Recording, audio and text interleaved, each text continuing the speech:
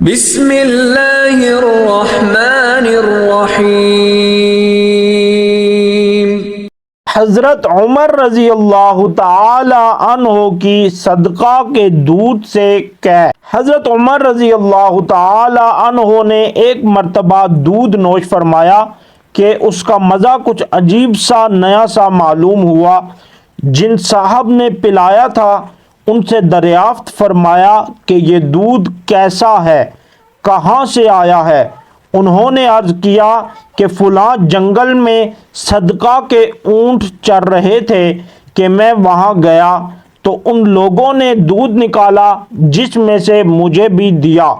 حضرت عمر رضی اللہ تعالی عنہ نے منہ میں ہاتھ ڈالا اور سارے کا سارا فرما دیا۔